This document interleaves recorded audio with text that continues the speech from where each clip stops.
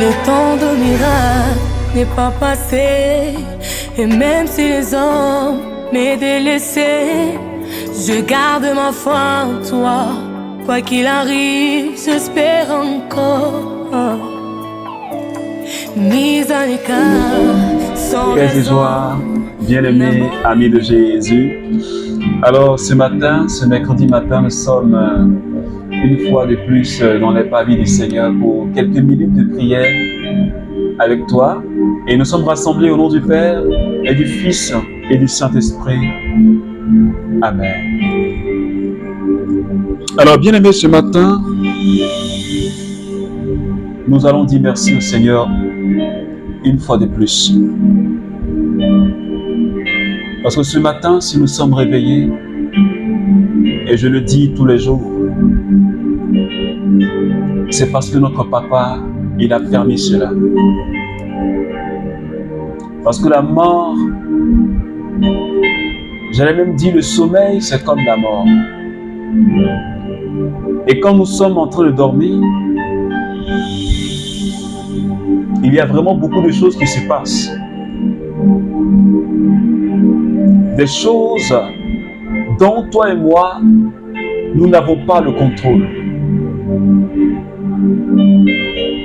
Mais si ce matin je suis présent, si ce matin tu me vois, tu m'entends, et que tu as la capacité de parler, de te mouvoir, je crois que c'est une grâce. Et même si tu n'arrives pas à te mouvoir comme il se doit, même si l'état dans lequel tu veux être, tu ne l'aimes pas encore,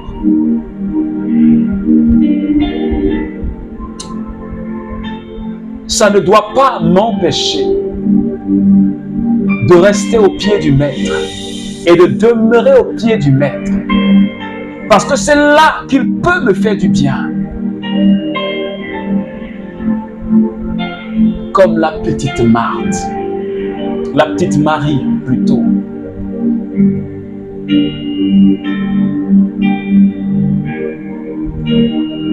Ton amour, ta présence dans ma vie.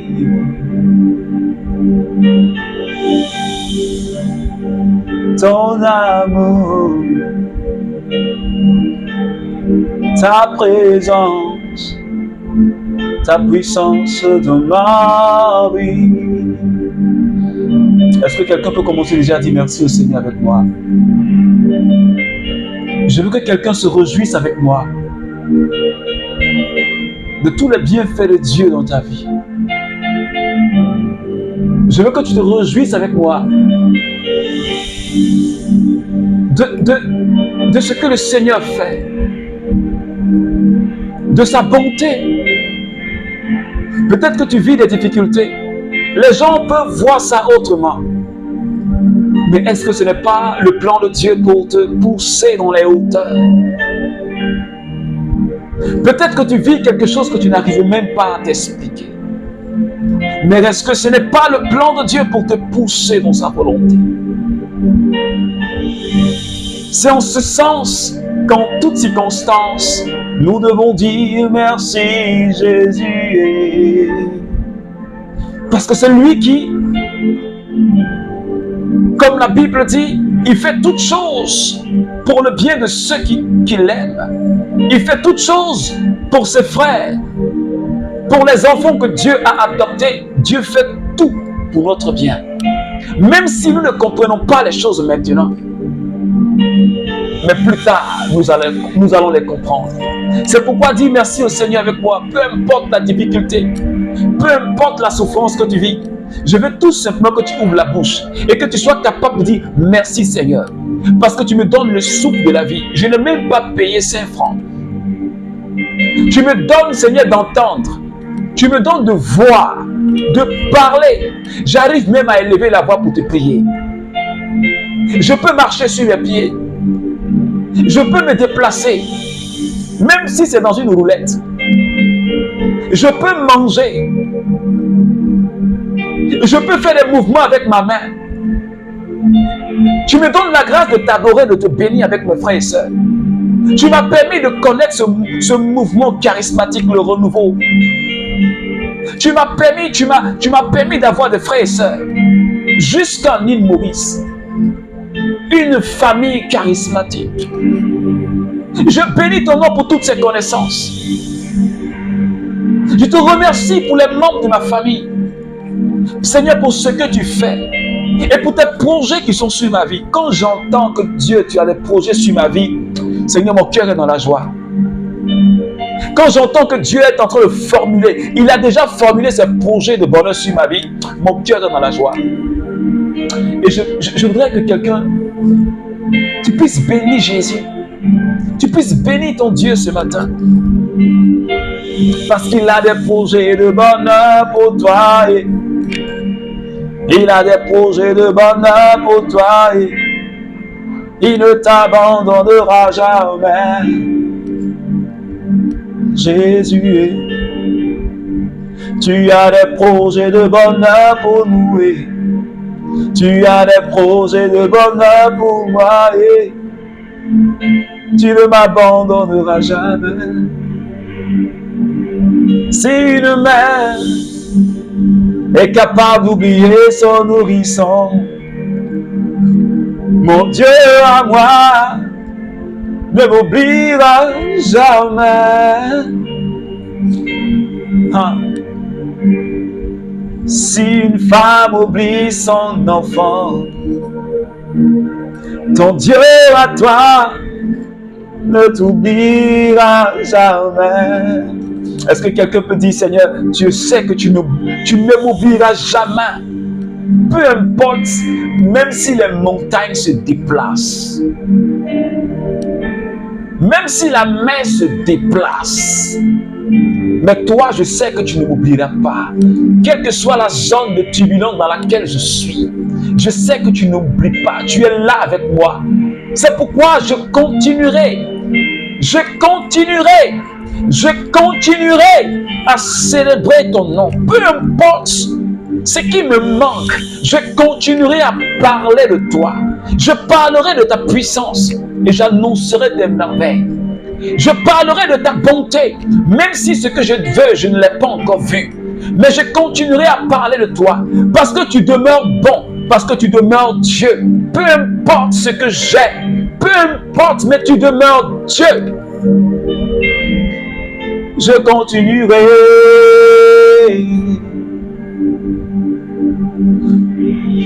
Yahweh, Yahweh, Yahweh, Sabaoth.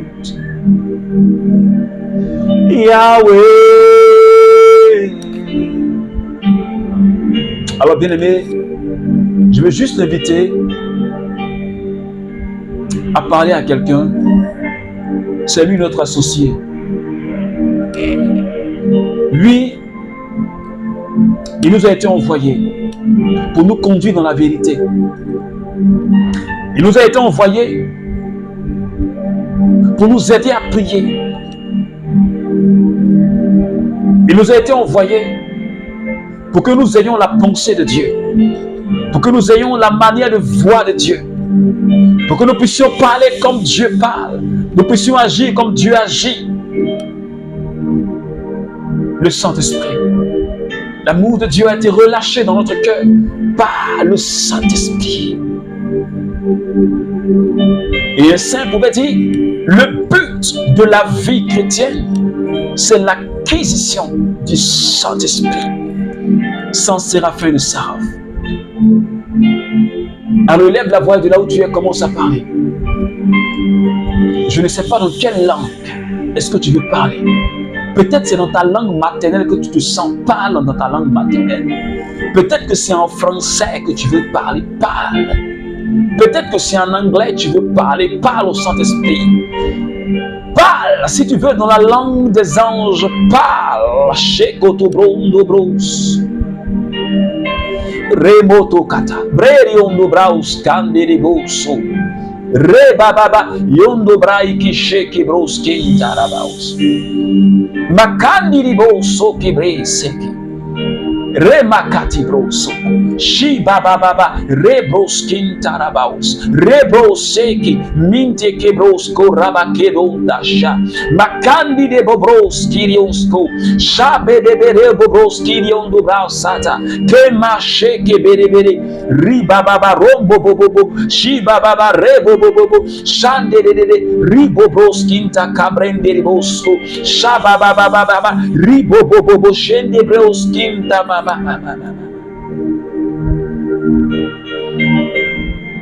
Saint-Esprit, ce matin, je te remercie pour ce que tu es en train de faire depuis le lundi dans la vie de plusieurs personnes, Seigneur. Merci. Merci, Saint-Esprit.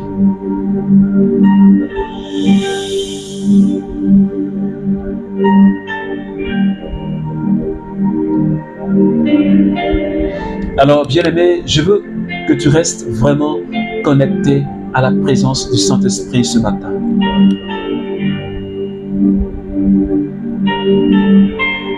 Jésus leur répondit, « Vous êtes d'en bas, moi je suis d'en haut. Vous êtes de ce monde, moi je ne suis pas de ce monde. C'est pourquoi je vous ai dit que vous mourrez dans vos péchés. Si en effet, vous ne croyez pas que je suis, vous mourrez dans vos péchés. » Parole du Seigneur. Alors, bien-aimés, nous continuerons à prier jusqu'à ce que le Seigneur nous accorde la grâce d'être des personnes meilleures. Et ce matin, Jésus, il s'adressait aux gens de son temps. Parce que les gens n'arrivaient pas à comprendre que Jésus est Dieu. Ils ne savaient pas que Jésus c'est « Je suis », le Dieu révélé depuis l'Ancien Testament. Ils avaient du mal à saisir ce qui était réellement Dieu. Et Jésus leur dit, « Moi, je ne suis pas de ce monde. Je suis d'en haut. Mais si vous ne croyez pas que je suis, si vous ne croyez pas que je suis Dieu, vous mourrez dans vos péchés. » Alors, bien-aimé, ce matin, je ne sais pas si quelqu'un me saisit. Ce qui peut détruire la vie, ce qui peut nous séparer et nous sépare de Dieu, c'est le péché. Et Jésus, il était en train d'inviter le peuple à croire en lui. Parce que celui qui croit en Dieu, il obéit à Dieu. Celui qui a accepté Jésus comme Sauveur et Seigneur, il vit selon les préceptes de Jésus.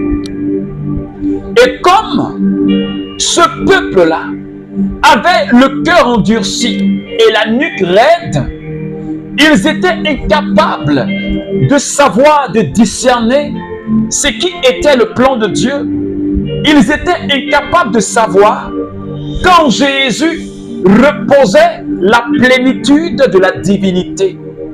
Alors, ils mettaient en doute ce qui était réellement sa personne. Ils mettaient en doute ses paroles. Or, Jésus, c'est l'Emmanuel, c'est-à-dire Dieu avec nous. C'est pourquoi ce matin je dis à quelqu'un, si nous voulons vivre, parce que Jésus dit, je suis d'en haut, vous êtes en bas. Si vous ne croyez pas, vous mourrez dans vos péchés. Je dis à quelqu'un ce matin, si nous refusons de croire réellement en Jésus, Si nous refusons de nous attacher à Jésus, nous serons séparés de Dieu. Je parle à quelqu'un qui n'est pas encore attaché à Jésus. Peut-être que tu es attaché à autre chose. Oui, peut-être que tu es attaché à autre chose. Tu peux bien partir à l'église. Ça, je le dis. Tu peux bien être régulier au groupe de prière du renouveau charismatique.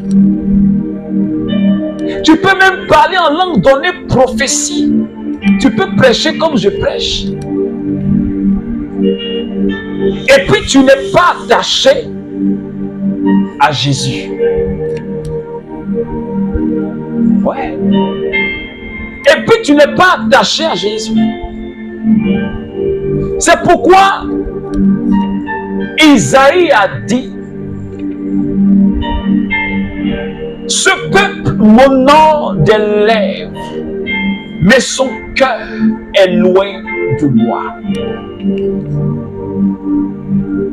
Est-ce que quelqu'un comprend?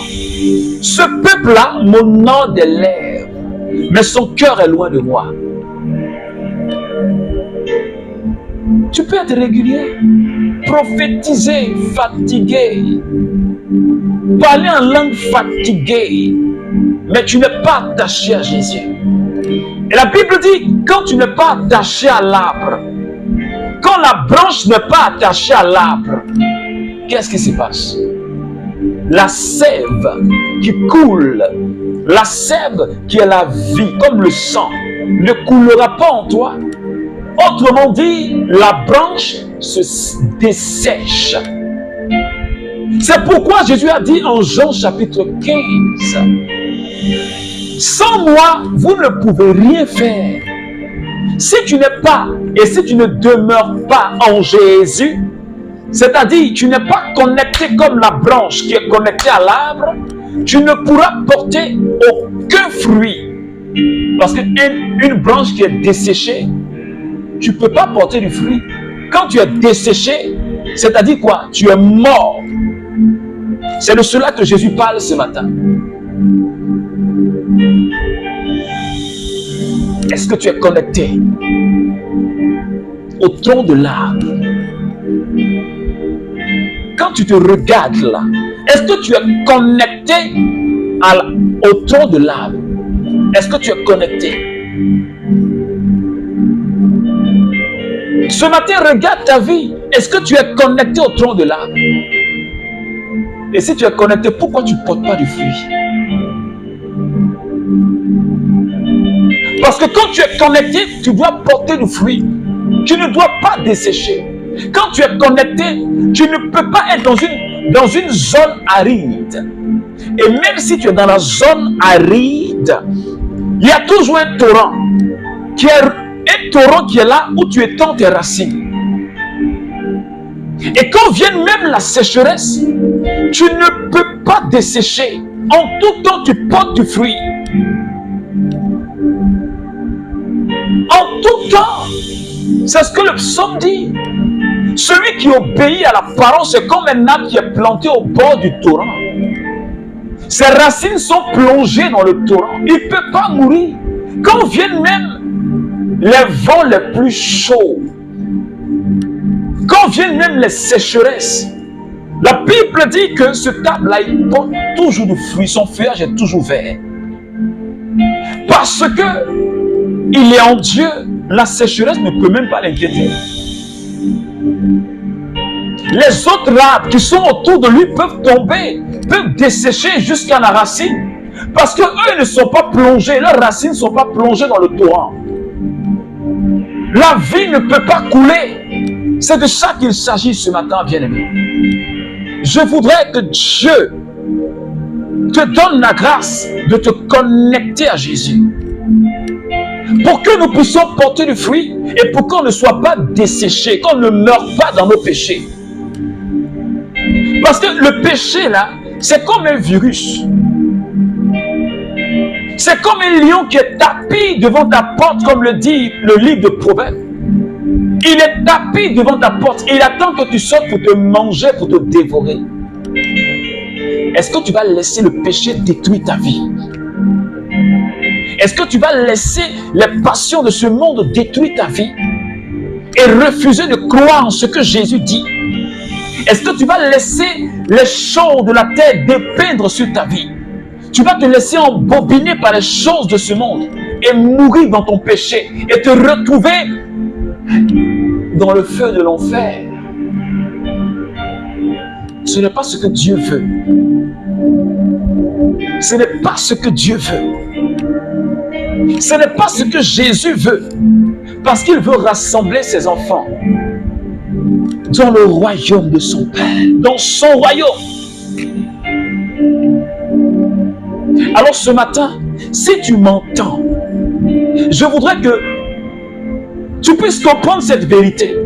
Si Dieu t'ajoute un jour encore à ta vie, à ton existence, c'est parce qu'il veut que toi et que moi, on puisse se réconcilier avec Dieu. C'est une occasion de nous réconcilier avec Dieu.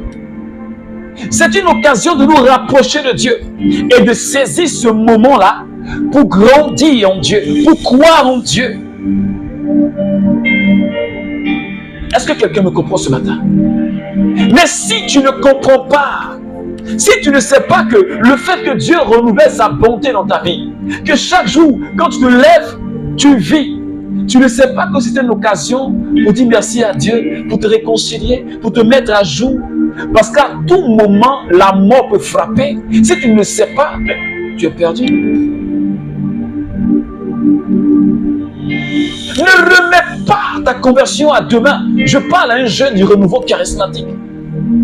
Et à quelqu'un qui prie avec moi. C'est de toi que je parle. Il y a cette attitude dans ta vie, tu sais, ça ne plaît pas à Dieu. Mais tu ne veux même pas exposer ça devant le Saint-Esprit pour qu'il t'aide à abandonner cette attitude. Et tu es tout le temps dedans. Mais si la mort te trouve dedans là, ton âme là va se retrouver où exactement? Je dis à quelqu'un ce matin, il faut que ton cœur soit converti.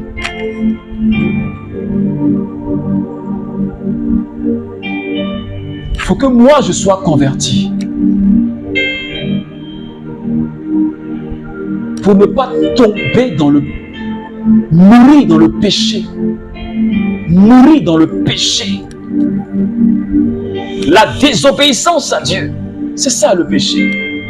On refuse d'écouter Dieu, de suivre la voie de Dieu, de marcher selon les principes de Dieu.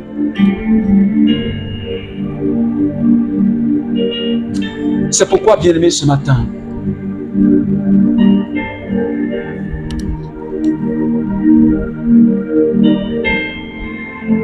ce que Dieu veut, comme il a dit dans sa parole, je ne veux pas la mort du pécheur, mais je veux qu'il vive. Est-ce que tu me comprends? Il dit, je ne veux pas la mort du pécheur, mais je veux qu'il vive.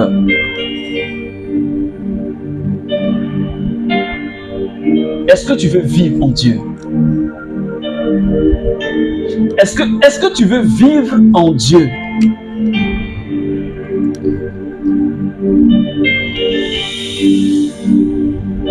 Est-ce que tu veux passer le restant de ta vie dans l'éternité là? Tu veux vivre en présence de Dieu? Ou bien tu veux être l'autre côté? Je crois que c'est maintenant là qu'il faut décider.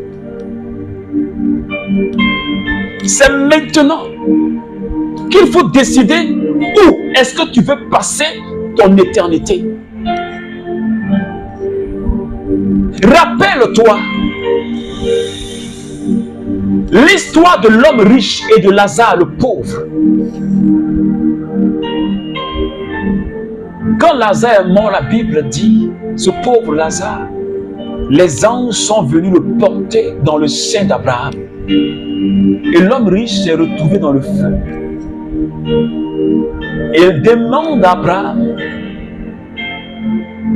est-ce que je peux avoir une goutte d'eau pour boire? Abraham dit, ce qui nous sépare là, c'est un gouffre, on ne peut pas traverser. Te voilà dans la souffrance et le pauvre là, qui a été en Dieu, il est dans la présence de son papa. Et l'homme riche te dit, Abraham, va dire à mes frères en bas, dis-leur que l'enseignement des prophètes là, c'est la vérité. Dis-leur qu'ils n'ont qu'à changer de vie. Abraham de lui répondre, tes frères qui sont en bas sur terre, qui sont encore vivants là, ils ont les prophètes avec eux. Ils ont les évangélistes avec eux. Ils ont les hommes de Dieu avec eux. Ils ont les prêtres avec eux. Ils leur parlent de Dieu. Alors ils n'ont qu'à comprendre. S'ils ne comprennent pas, ils viendront dans le même lieu que tu es. Et pour lui, c'était trop tard. C'est ta vie présente, c'est maintenant là que tu dois décider de là où tu veux passer ton éternité.